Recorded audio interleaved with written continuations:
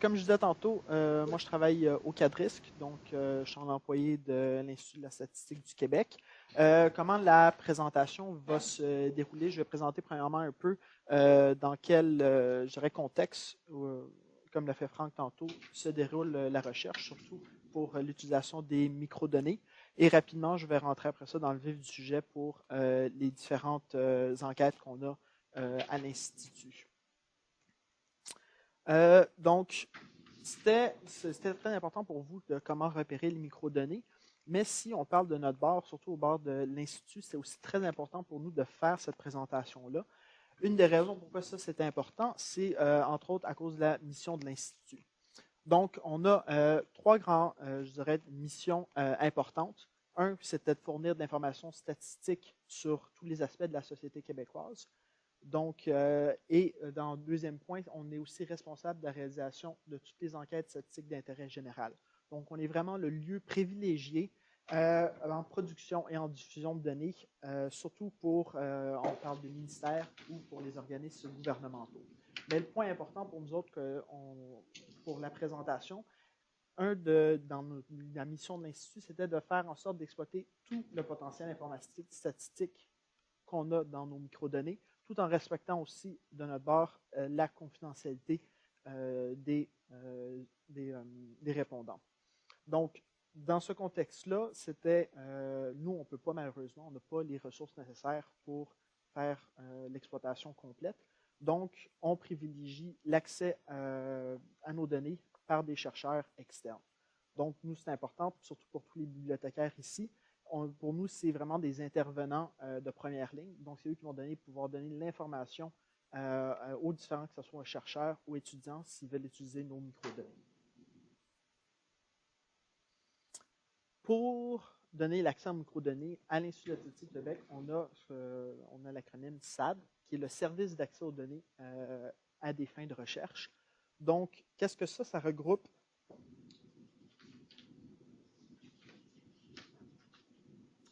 l'objectif, premièrement, du SAD, c'est un partenariat entre l'ISQ, aussi les organismes gouvernementaux et le milieu universitaire. Comme un peu le SIX et Statistique Canada, le SAD existe pour promouvoir la recherche, favoriser la réutilisation des diverses banques de données et, bien sûr, on allège le parcours des chercheurs et on diminue aussi les délais pour pouvoir accéder à nos données. Comment est-ce que nous, on va faire ça au SAD en particulier? C'est qu'on va avoir ce qu'on appelle un guichet unique. Donc, le guichet unique, c'est toute demande de données, que ça provienne d'un ministère, d'un organisme, d'un chercheur, d'un étudiant, va nous être référé quand on s'informe ou à l'Institut ou au SIX. Sinon, si on parle de type de données accessibles au SAD, on en a plusieurs. On a ici les fichiers d'enquête. On a de l'Institut de la statistique du Québec, mais aussi quelques fichiers de Statistique Canada avec un consentement. On a aussi les registres des événements démographiques. On a les banques de données administratives, donc pour la RAMQ, ministère de la Santé et des Services sociaux, quelques bases du ministère de l'Éducation. On fournit aussi des données issues de croisement de fichiers administratifs. Donc, peut-être on peut avoir des fichiers de décès qui peuvent être croisés avec des fichiers de l'Institut, donc des enquêtes. Et on offre aussi les services EPSEB, qui est un projet pour les appareillements complexes de données. On va y retourner un peu tôt, puis je ne veux pas non plus aller trop en détail. Ce serait une présentation en soi. Oui? Je veux préciser, qu'est-ce que c'est le registre des événements démographiques? Je vais présenter tantôt mes registres d'événements démographiques. C'est entre autres le registre des décès, les naissances, on a les meurtres de naissance, mariage et union civile. Donc, c'est les 5 catégories qu'on retrouve à l'intérieur des registres d'événements démographiques. Et pour, bien sûr, donner tout cet accès-là au SAD, on donne un accès en laboratoire, donc le CADRISC qui se trouve ici, et à distance, que ça va être, je vais présenter tantôt à mon prochain atelier numéro 2.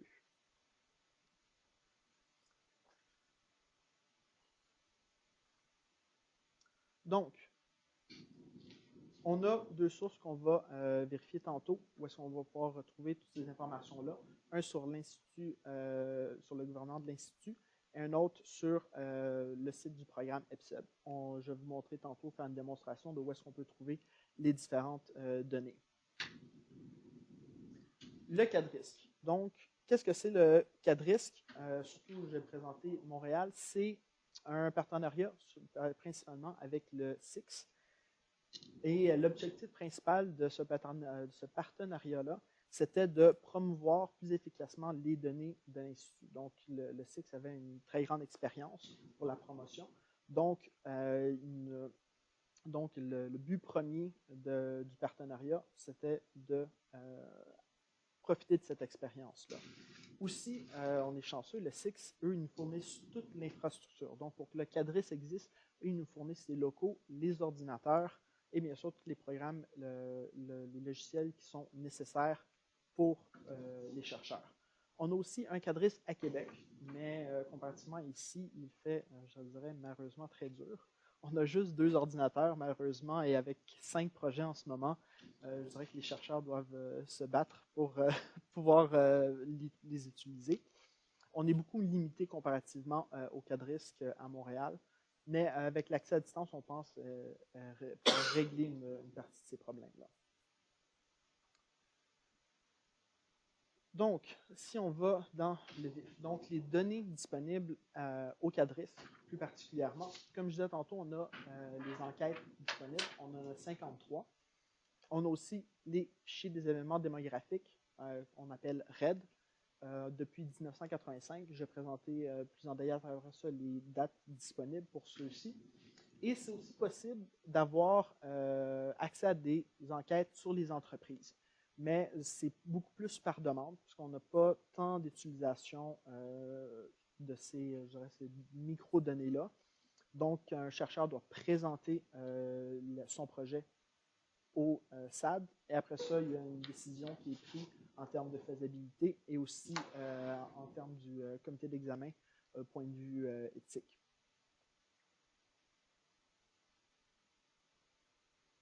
Donc, si on se concentre principalement sur les 53 fichiers de microdonnées disponibles, les informations sur ceux-ci sont disponibles principalement sur le site de l'Institut.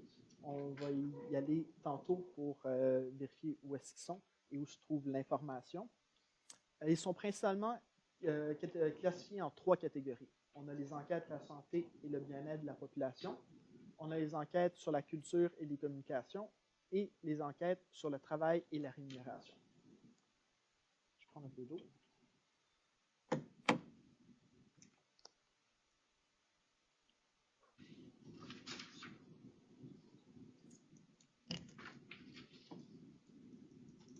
Donc, dans ces catégories-là, la première catégorie, donc les enquêtes sur la santé et le bien-être des populations, sont classifiées en 13 thématiques.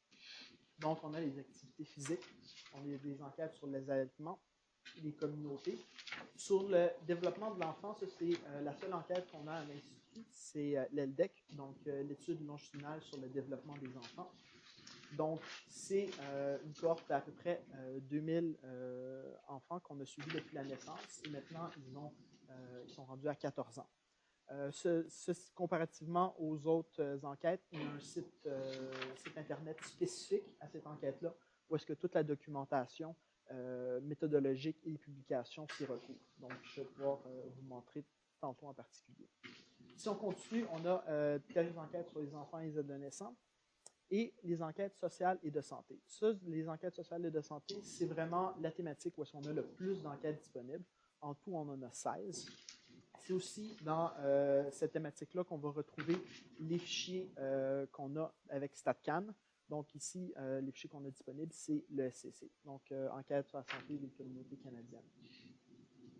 On a aussi, dans cette thématique-là, plusieurs enquêtes sur les services de garde. Si on continue après ça, on a des enquêtes sur les thématiques des itinérants, limitation d'activité, maladies chroniques, nutrition, organisation des services de santé, tabac, alcool, drogue et jeux, Dans cette thématique-là, on retrouve beaucoup d'enquêtes sur les jeunes au secondaire. Donc, principalement, on a des enquêtes qui ont été faites en partir de 1998 jusqu'en 2008, avec un intervalle d'à peu près 2 ans. Donc, ça a été une étude qui a été faite transsectorielle, mais où est-ce qu'il y avait plusieurs reprises. Et la dernière thématique, c'était violence conjugale et familiale. Dans toutes ces thématiques-là, quand on va aller sur le site tantôt, on va pouvoir voir aussi que beaucoup des enquêtes qui sont disponibles sont assez anciennes, mais on donne quand même accès pour si les chercheurs veulent étudier des thématiques en particulier, ou surtout pour les étudiants s'ils veulent faire des projets dessus, même s'ils ne sont plus à date, c'est quand même des données qui peuvent être réutilisées. Si on va avec la prochaine catégorie, on a enquête sur la culture et les communications. On a une enquête qui sont classifiées en 2 thématiques. On a sur les livres et on a pratiques culturelles aussi qui sont fait à peu près 50 lettres. Et la dernière catégorie, enquête sur le travail et la rémunération en 3 thématiques, conditions de travail, équité salariale et rémunération globale. Donc, avant de continuer pour parler des registres d'événements graphiques, on va aller sur le site web et je vais vous montrer un peu l'information qu'on peut y retrouver.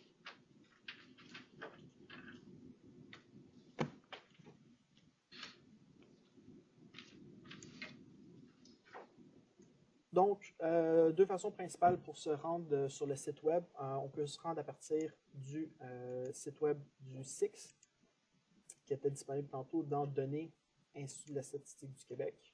Donc, il y a des liens vers les différentes thématiques. Et c'est aussi possible, je vais vous montrer aussi comment y aller à partir du site de l'ISQ.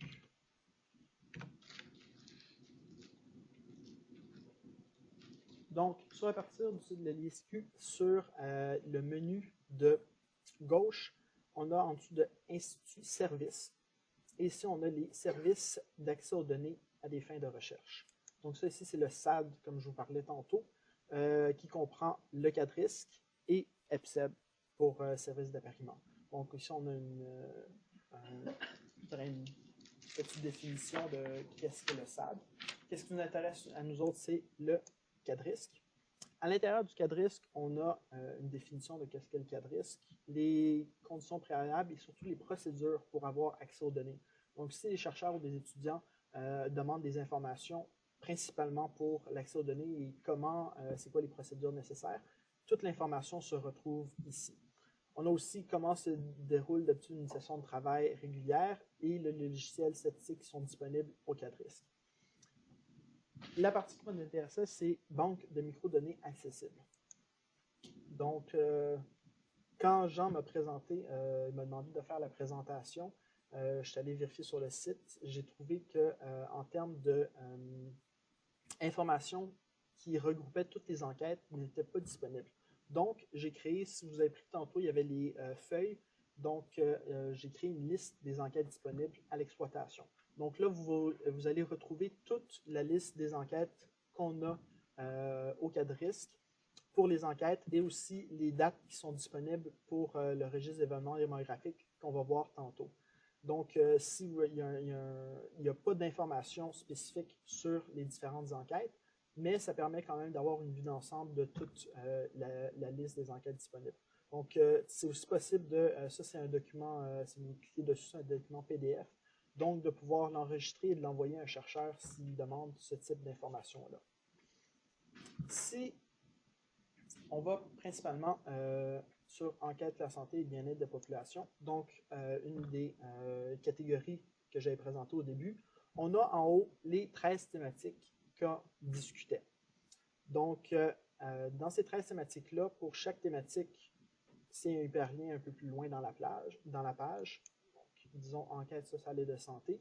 Vous allez avoir le titre des différentes enquêtes avec des informations sur c'est quoi le type d'enquête, les populations qui sont visées par celle-ci, un échantillon et les thématiques qui sont traitées. Donc ça donne vraiment, je dirais, un portrait général de l'enquête. Donc si vous voulez aller vérifier rapidement une enquête, si ça pourrait vous intéresser, ça c'est de l'information qui est nécessaire. Si vous voulez aller encore plus en détail, c'est possible pour la plupart des enquêtes de cliquer sur le titre qui va vous apporter à une page avec les publications et aussi des documents méthodologiques ou techniques.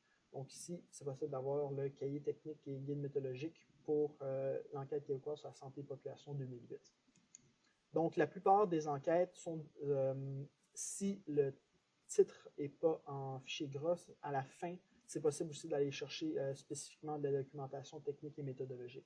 C'est possible pour quelques enquêtes qu'il n'y a pas cette documentation-là. La plupart du temps, la raison pourquoi elle n'est pas présente, c'est qu'ils ont des données sensibles. Donc, la plupart du temps, ça va être des cahiers de code où est-ce qu'il va y avoir des fréquences à l'intérieur. Donc, ce n'est pas une information qui peut malheureusement sortir du cadriste. Donc, si quelqu'un a des demandes spécifiques pour cette base de données-là, c'est communiqué avec l'analyse conseil au cadriste.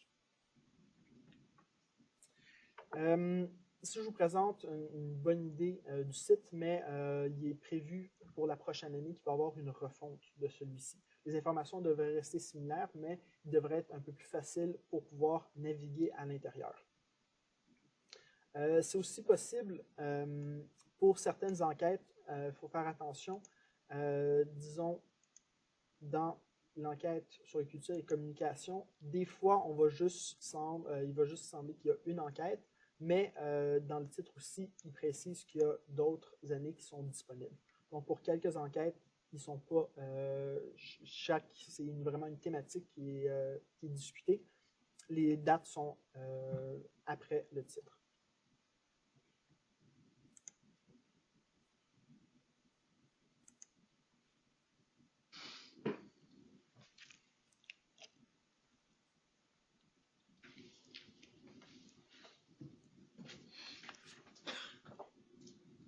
Donc, si on continue, après les enquêtes disponibles, on a ici le registre d'événements géographiques. Donc, comme je disais, on a 5 catégories.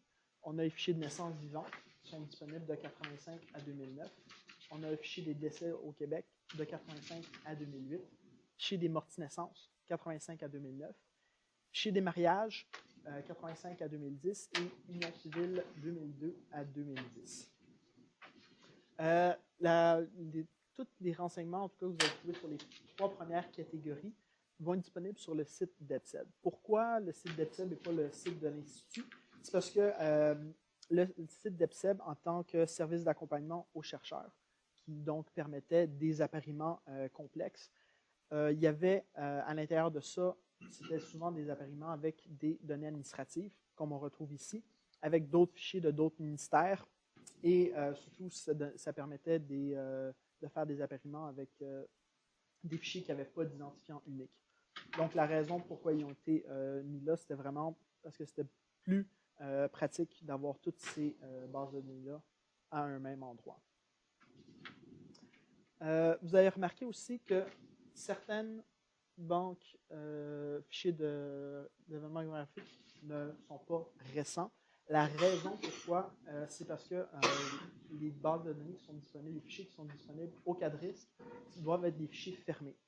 Donc, des fichiers fermés, c'est surtout si on parle de décès, il va y avoir souvent des vérifications qui doivent être faites, que ce soit pour faire des corrections ou des fois, ça va être des dossiers particuliers qui vont être au coroner. Donc, nous, on doit attendre de confirmer souvent les causes de décès avant de pouvoir fermer un fichier.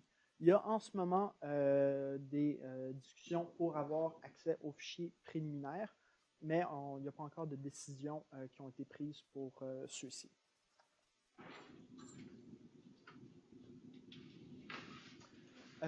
Tantôt, je vais vous montrer le site EPSEB. Il y a juste quelques avertissements à donner au début. Le site web, la dernière mise à jour a été faite en 2007. Donc, assez vieux, même si les données qui sont disponibles sont toujours courantes. La raison pourquoi il n'a pas été mis à date, c'est en ce moment, le projet EPSEB, le service EPSEB, est en transition. Donc, on n'avait pas malheureusement les moyens de mettre cet outil-là à jour. Aussi, qu'est-ce qu'on va voir quand on va regarder tantôt, c'est il y a certaines variables, dans les fichiers, toutes les variables ont été mises sur le site. Mais il y a des variables qui sont malheureusement pas disponibles. Donc, que ce soit peut-être à un point de vue de la qualité, ou souvent, ça va être des variables qui ont été utilisées pour en créer d'autres. Donc, pour avoir, si vous voulez vous assurer qu'il y a une variable qui est disponible, il faut vérifier avec le pilote au cas de risque pour s'assurer que la variable est bien disponible. Aussi, pour certains fichiers, surtout quand on retourne dans des années antérieures, c'est possible qu'il y ait des variables qui ne soient pas disponibles à cause qu'ils n'étaient pas demandées dans le temps. Donc, il faut faire attention quand on dit qu'il y a une variable en particulier, peut-être en 85 n'était pas ramassée, donc le chercheur ne pourrait pas l'utiliser. Donc, pour aller sur le site d'EPSEB, à partir du site de l'ISQ,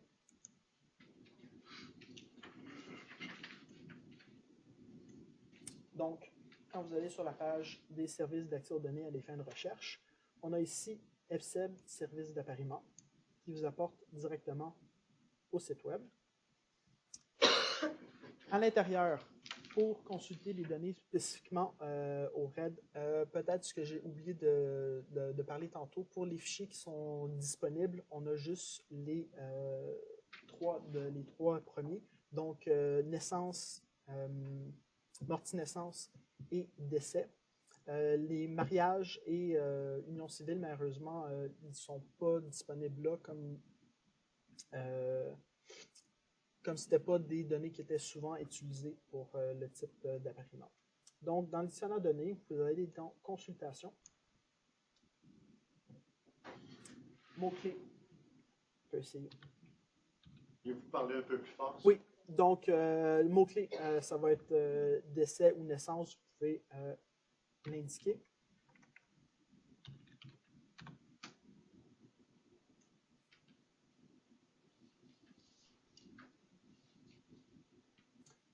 Ceci, le premier fichier de l'Institut de la statistique du Québec, fichier des décès 2004 et plus. Donc ici, ça va vous donner toute, comme je disais tantôt, la liste des variables qui sont disponibles. Bien sûr, encore une fois, une vérification à faire. Ce n'est pas toutes les variables qui sont disponibles. Aussi, qu'est-ce qui est intéressant, surtout pour quelqu'un qui veut vérifier les données, disons, géographiques. Disons, région socio-sanitaire de résidence de la personne décédée. C'est possible d'avoir le domaine des valeurs. Donc, dans la base de données, c'est quoi les valeurs que vous avez. Donc, pour plusieurs variables, c'est possible d'avoir cette information-là. Donc, surtout si un chercheur veut aller plus loin pour savoir, surtout au niveau géographique, avoir une idée des séparations qui sont faites, c'est disponible sur le site.